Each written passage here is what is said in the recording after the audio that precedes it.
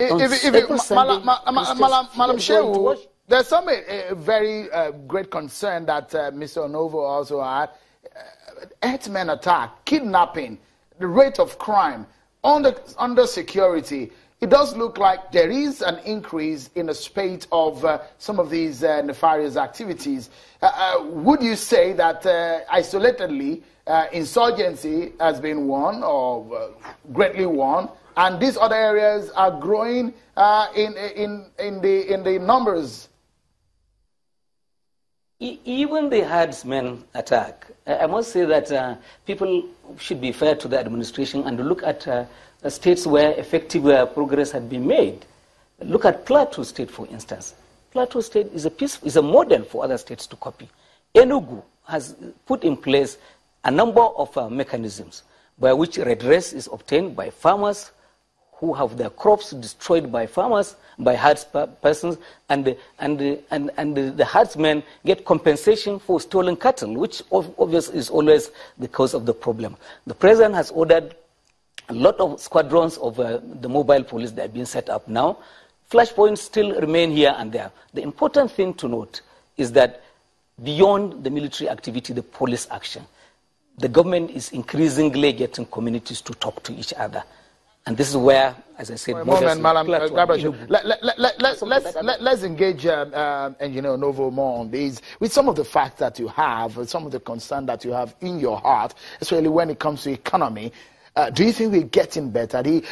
In agriculture, the Anchors Borough program, it does look like we're moving close to sufficiency in rice. And at some point, the government said that next year, we might not be looking at importation of rice any longer. Are we making progress? Sean, I wanted to talk about anti-corruption before we go to the economy. But briefly about the economy, the indicators you showed on this program are very clear. They were not generated by an opposition party. They were generated by the National Bureau of Statistics, which is an agency of the government. Now, 5 million people lost their jobs in 2016 alone under this government. What can be more tragic than that to the economy? You talked about the value of the naira. This government clearly, according to official government reports, not according to National Conscience Party reports, inherited a growing economy, ran it into a recession in 1 year. This second year, they have run it into a stagflation. No, but with the NBS figures, it's very clear. It shows that things are contracting, things are getting better. It shows that maybe in another quarter... It's relative. If you hit a bottom, you have already hit a bottom. Excuse me, sir. The fact is that you inherited a growing economy. Growth rate is a different thing.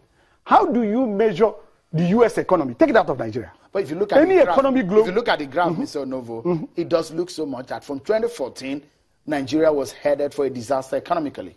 No. From 2014, you had a drop in oil prices. But the economy continued to grow. This is official data, not my data. But are you rejecting official data? The inflation rate. Are you rejecting official data? No, I'm just saying that pragmatically, if you look at the figures... When this government took over, inflation was officially 9 points. You just showed 17 yourself. I didn't show it. That's the correct version. So why do you blame National Conscience Party for government data?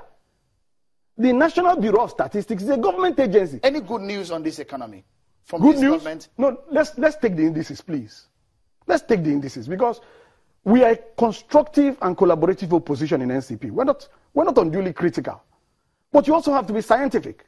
Take GDP, it's gone down. Take unemployment, it is worse. Take Naira value, it has lost about 50%. Take inflation, it has doubled. Tell us, take debts. You showed the index. According to the Debt Management Office, another government agency, public debt grew by 38% in 2016. Listen, we are heading to a debt crisis. Write it down. When you get to the debt crisis, you will invite me here and ask me, how did we get here? We are heading to a debt crisis. This government is borrowing very recklessly and unpatriotically. We are clearly headed to a debt crisis. Anybody can see it. If you use the rate of debt servicing, compare 2015, 2016, 2017, this proposed budget, you're going to see an astronomical rise. So this country is clearly being driven to economic destruction. And destruction. You don't think the government as it stands and presently considered can handle the economy? Oh, clearly they cannot. Let me tell you, there is a fundamental error, which I talked about on Channels TV when they wrote the 2016 budget. We called it a budget of ruination. Why did we call it a budget of ruination? What happened in 9 months? Nigerians saw the ruination. It was in January, Channels here. We said this budget, it is going to ruin the economy. In 9 months, everybody saw the ruination. Okay, we'll take another moment to take a breather. So much to digest at a time, but we'll allow Mr. Malam Garba Shehu to respond to some of these issues. But we will be joined again by a younger Nigerian who will be seeing it from another perspective. Join us again.